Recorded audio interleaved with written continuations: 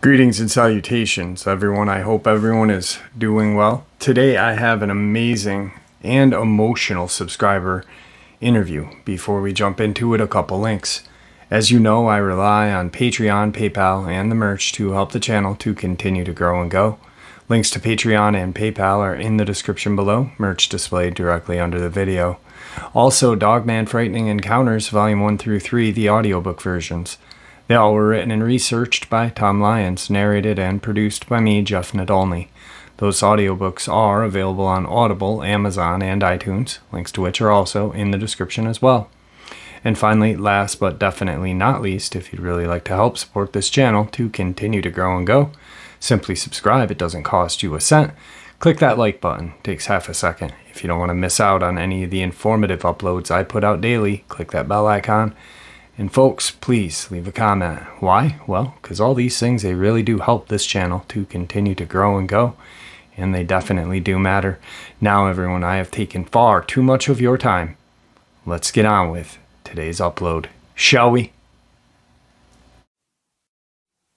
Alright guys, tonight, our subscriber encounter, we have Crystal with us. Crystal, how are you? I'm great. How are you? I'm very good. I appreciate you taking time out of your day to reach out and share your experiences with us. I think the more people that reach out and share in their own words, as well as, just sending me their encounter, I think it's better that way. More people might be able to come out, and I think it's good that more people share. So, I'm going to give you the floor, Crystal, so please share what happened. And Okay, yeah. I mean, this one's, I guess, pretty straightforward. There's not really a whole lot that happened, but this was in the spring of 2017, and I had to go to the Metroplex for a training and like a continuing education thing for the job I was at the time. And it's about 150, 200 miles or so west is where I live from the Metroplex. So it was a good ways away from home. And I was going through a lot at the time. I had just, my family dynamic was kind of falling apart, I guess you could say.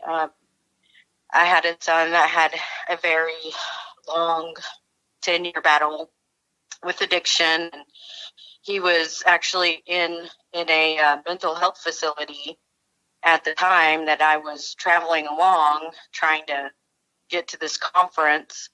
And my husband he's in the military, and he was overseas, deployed to Afghanistan. And that back then was a hotbed. I'm sure it probably still is. So I was just in constant turmoil about, what was going on with my family at the time. And luckily my two daughters, everything was going good with them, but it was just, basically the men in my life, I guess, but anyway, I remember getting to my conference, and I think I was like on the second day of the conference, everything was going pretty well. But I remember getting some phone calls from the hospital that my son was in at the time. And he was about to be discharged, and he really didn't have anywhere to go but, to our house, And I was just really upset because there I was, almost 200 miles from home. This already added to the stress I was currently feeling, and the social worker was kind of giving me, giving me trouble, I guess, just giving me a hard time, saying, what, your son's not important to you, your son's not important to you. And I was just like, yes, my son is important to me, but you have to realize I'm not around the corner. I'm like almost 200 miles away.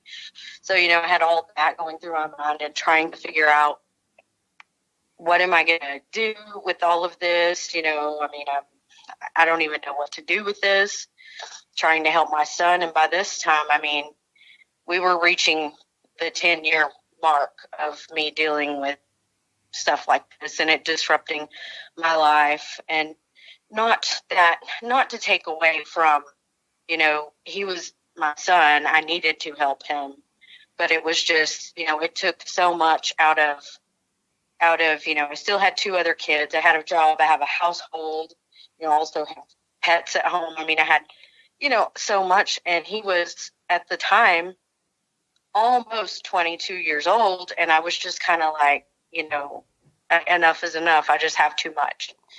And anyway, so, I remember just being super stressed out. When I left the conference that day, I went back to my hotel, couldn't even sleep very well. Went back the next day to finish the last day, and, finishing it up. And it was all kind of a blur because I was just going over and over in my head everything that, I was just bogged down with all of that with my husband and my son. And I was also having a lot of health problems. So I just had too much on my plate at the time. It was just, I don't know. I was thinking, kind of a thing.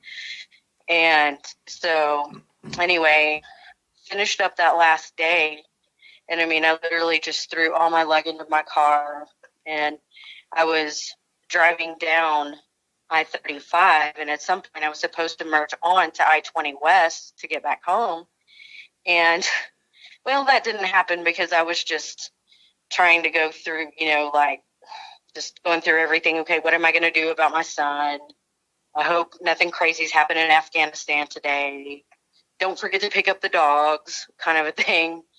And I was just really, and also trying to stay awake really at that point too. Just super stressed out.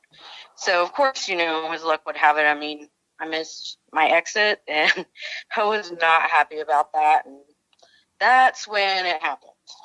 So I had to figure out a place to turn around, and I turned off this little side road.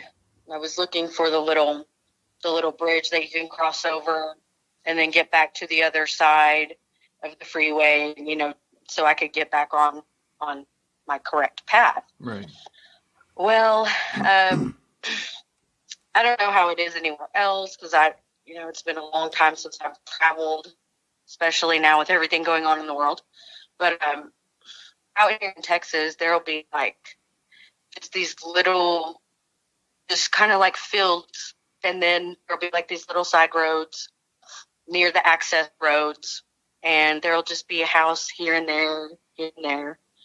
And I kind of pulled off to a side road, similar to this. It's just basically like countryside, but then across the freeway, there were businesses and stuff, but this was just kind of like a desolate little part in the road. So I pulled off the side road to turn back around and get back on the right route. And anyway, I pulled into somebody's driveway, and there were a couple cars in the driveway, and one of the nighttime city lamps, the night lights that come on. And it was just it was near the trash cans, and they were on like a metal rack that was kind of raised off the ground. And they were those really old-timey trash cans, the tin metal trash cans with lids. The kind like Oscar the Grouch was in?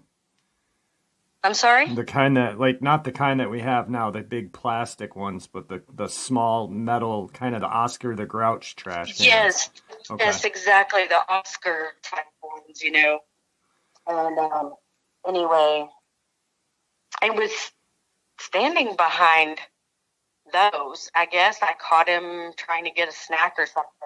It was really weird. It's weird for me to even talk about it now because, our minds tell us that these things are not supposed to exist. Right. And I just remember I already had so much going through my head that at that point I was just like, did you really see what you saw, It was, close to 7 feet tall. I remember it being mostly black and maybe a little gray, right around the muzzle part of the mouth.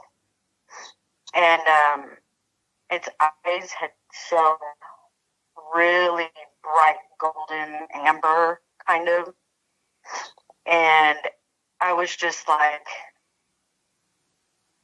I can't even describe how I was feeling. I was just like, okay, I'm officially crazy with everything that was going on in my life. I just was like, okay, I've officially lost it. Now I'm seeing huge, gigantic dogs apparently standing upright bipedally, you know, and I was just like, oh my gosh, what in the heck? So I didn't even give it a second thought. I didn't, like a lot of people, they freak out and they freeze and all that. I mean, I froze for maybe a split second, but I was just like, I got to get home. Oh my gosh, I'm officially crazy. I just got to get home. So I backed up and just drove on about my way. And I thought about it for a minute or two, you know, like, golly, what was that? I mean, I really am losing it. And then, I don't know, with everything else that was going on in my life,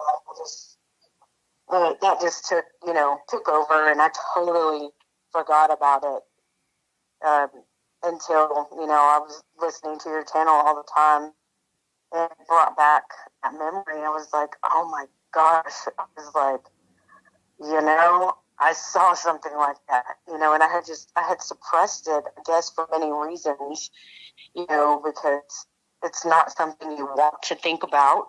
Right. And I had plenty of other things that I needed to deal with. So, you know, but I got to thinking, holy crap, you know, these people, they're describing exactly what I saw, you know, and I was just like, I can't even, I don't know. I mean, after I realized that, I was kind of like in shock all over again, I guess you could say. Right. I mean, now I the area where you saw this, really quick. So just so people can understand a little better, you pulled off the highway. You're on a desolate kind of a road there. Is there a lot of woods in that area? There was a pretty thick tree line, and then there was some pasture area as well. Okay. On the other side of where I had pulled into, there was like one house and then a really big tree line. And I don't know how far back it went, you know, if it went into more of like a woods type field or if it was just a grassy field that was like the one across the street. The one across the street looked like it might have been like winter wheat or something like that. You know, it was just a flat, grassy looking field across the road from this house and this wooded tree line. So yeah, it was just this little side road where like this little house was just kind of out away from everything. It was a good ways. I don't know. It was probably about a mile or so down that little road, that little side road that I had taken off of the access road. Okay. So it was in a pretty, I guess, more secluded. It wasn't far from the interstate, but it was, you know, it was more secluded than, you know, like anything else was at that point. Right. Well, they've been seen everywhere. I just kind of wanted to get a little bit of, you know, obviously it's country, but there is businesses a little ways away too. So, I mean, but they've been seen in the cities as well. So it's definitely not a far-fetched concept of them being anywhere, you know, especially with all the encounters that we're hearing come out. Now, when you pulled in, did you notice it right when you pulled in, or was it standing straight up right when you pulled in? What was that? It was right behind the trash cans, and I, you know, could only see from like its waist up. Okay. And its hands were kind of in the shadows, so to speak, you know, and its legs and everything were behind the trash cans. Right. And at first, I thought it might have been like, I don't know, like a cat sitting on the fence, because the house had a chain link fence that was, I guess, basically had the perimeter of the yard fenced off with chain link. Mm-hmm. And so I thought it was a cat you know, like sitting on the fence. And then I realized, wait a minute, the fence is down here or maybe 5 feet, and the eyes are like way up here, like, you know, at the 6 foot or 7 foot mark, you know. And I was like, okay, so this is weird. And then that's when I looked a little closer, and that's when I saw the pointy ears and the big muzzle, you know. And I mean, I have German Shepherds. I have 2. And, you know, I was like, oh, wow, you know, like, Right. that's weird. That looks like one of my dogs on steroids standing up on its hind legs. Right. And I was just, I don't know. Like I said, I was like, okay, so I'm officially crazy. Like, that's kind of how I felt at the time. Like, did I really see it? It didn't shake me up as bad as I thought it would. Right. Then again, I was already really shaken up anyway. Yeah, your life is already kind of like, not in shambles, but you're just not ready for this thing to pop into your life at the time. Exactly. And, you know, I didn't get that imminent fear. Like, I knew it was evil of sorts. I knew it wasn't a good thing. It wasn't like the Easter Bunny, you know, or whatever. But I knew it wasn't a good thing. And it wasn't like, it was like, oh, you know, the old saying, like, if I tell you, I'm going to have to kill you, or if I show you, I'm going to have to kill you. Right. Kind of thing. I know that's an old joke, but this thing obviously clearly was not joking. But it just looked at me like, now you've seen me, and now guess what? Kind of a thing. Is kind of how it looked at me. So after you saw it, it did not make any movement towards you. It just stayed right where it was. It stayed right where it was, and it just looked at me. It gave me a look like, now that you've seen me, guess what? You know, like, stuff's about to hit the fan, right. Kind of a thing. Right. Wow. And, oh, go ahead. Just imagine if you were actually pulling into that person's house to, like, visit. I know. You know? Oh, my God. That's I don't insane. even know. Yes, that is insane. And, you know, I don't even know if I can ever find my way back to that exact spot again, but I've always thought about that. Like, I needed to let them know, don't go outside at night at all. At all. Right. But I don't even remember exactly where it was. I know it was in DeSoto, because, you know, I had seen the sign when I was exiting, and I was like, DeSoto? I don't go home through DeSoto. I go home through, you know, a different way through Weatherford, and through, you know, like headed to Weatherford. And so, you know, that's when I realized, oh, wrong place, need to turn around. And of course, that's when all of this happened. But, right. How far away from your house to this area are we talking? A couple hours, couple miles, 100 miles? Probably, I would say at least 2 to 3 hours. Okay. Away. But I mean, here where I live, there's a lot of countryside too. I would imagine they're probably everywhere, but I've never heard. I've lived in my area since 1985. I have never heard anything. So I don't know. Right. I mean, they've got to be around here. There are a lot of hills and a lot of caves in the hillsides around here. Yeah. But I've never heard anything about specifically my location. Yeah, that's definitely, wow. All I keep picturing is just what if, how you explained that look that it gave you, like, now you saw me, now I'm gonna, I wonder if it was almost thinking, hey, this person's gonna have to get out of the car. Maybe they didn't see me. I'll just jump on them. That's terrifying. I mean, I know. Now, oh, go ahead. No, what were you going to say? I didn't mean to cut you off. I'm sorry. Oh, no.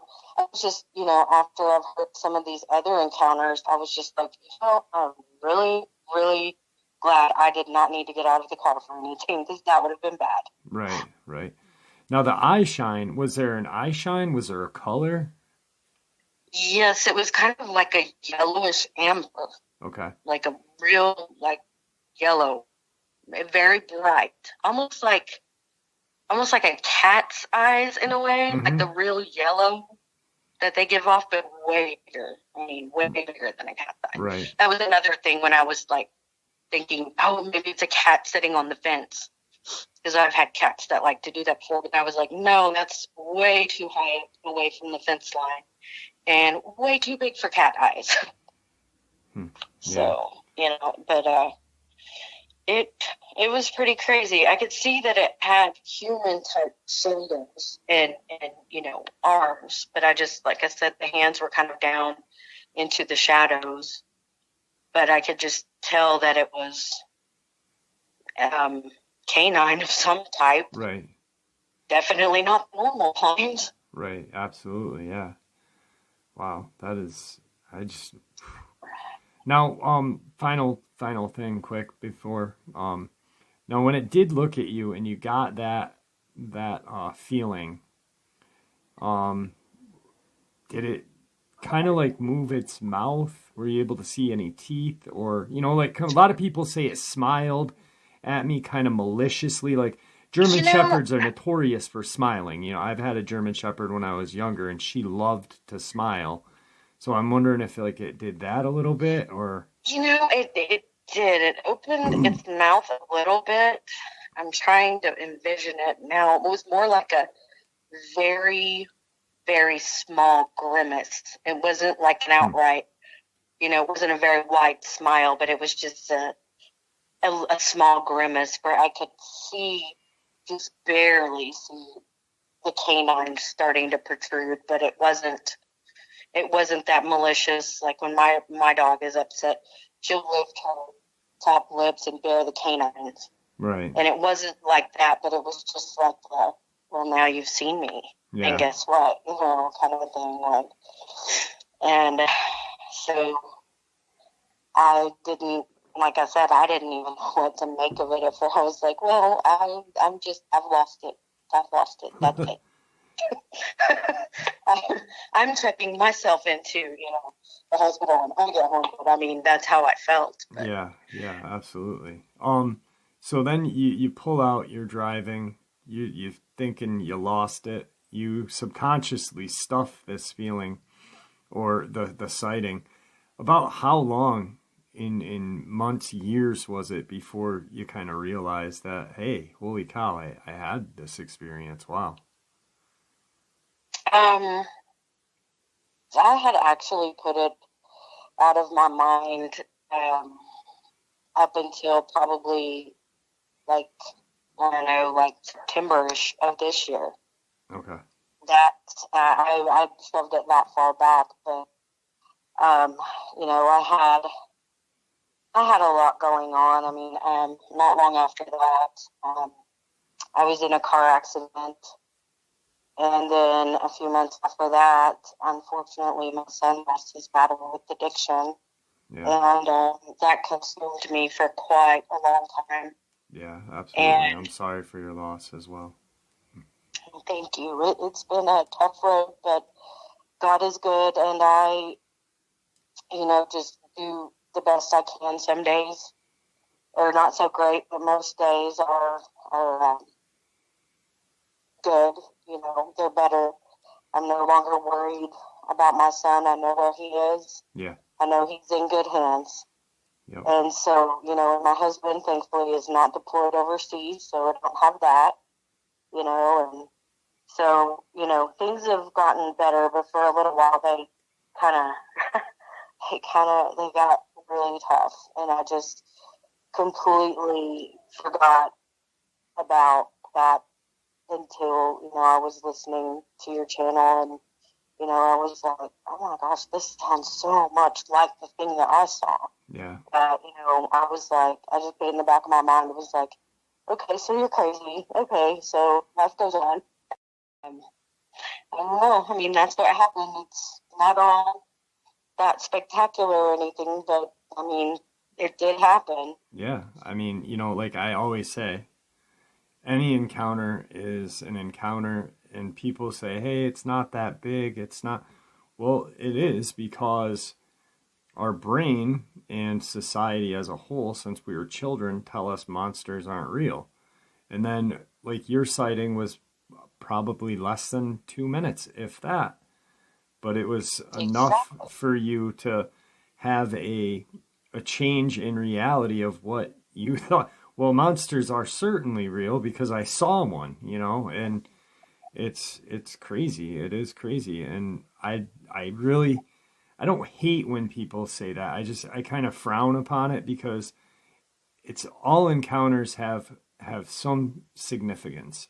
Small, large, they're all the same. It's just proof that there is something in reality that we are told doesn't exist. So, well, right. And I don't understand why they would want to suppress that. I think that would be very beneficial for everyone to know. I mean, I know it's very strange. It's weird.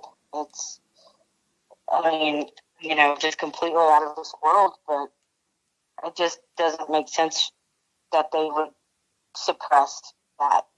I feel like there's no good reason for it. There really isn't. I mean, think about, like, the amount of people that listen to my channel and the other channels that are out there.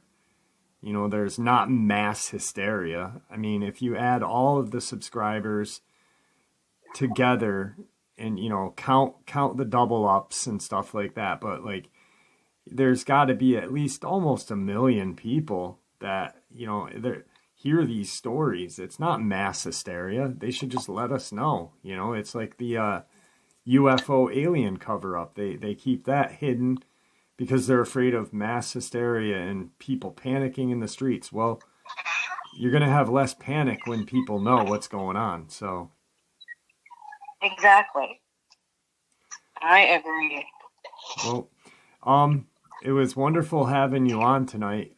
Please don't hang up. I'd like to talk to you for a second after we end the interview. Is there anything that you'd like to say to everybody before we end the interview?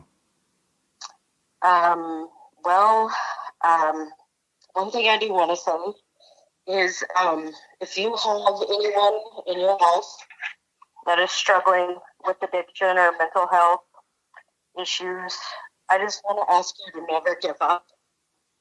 Help them until your very last breath, because you will not regret it. I have days where, I think I should have done this, I should have done that. And then I think back and I think about everything I did do, and I bent over backwards. And I can at least go to sleep at night knowing that I did everything I could. So just don't give up. Absolutely. Absolutely. Well, thank you for coming on. It was wonderful having you on. What a very emotional interview. You could hear the emotion in her voice as she was talking, and at the end, it really does affect people in different ways, these encounters. I hope you all enjoyed this encounter as much as I enjoyed sharing it with you. Guys, your support is what makes this channel continue to grow and go, and what makes it so special. I am so appreciative of it. With that, please stay safe, happy, healthy, and ever vigilant. Keeping an eye on your children, your pets, your loved ones, your friends. We know these creatures are out there. We know they are real. The best thing that we can do is share the information that we share with each other with those folks that we care about. God bless you all.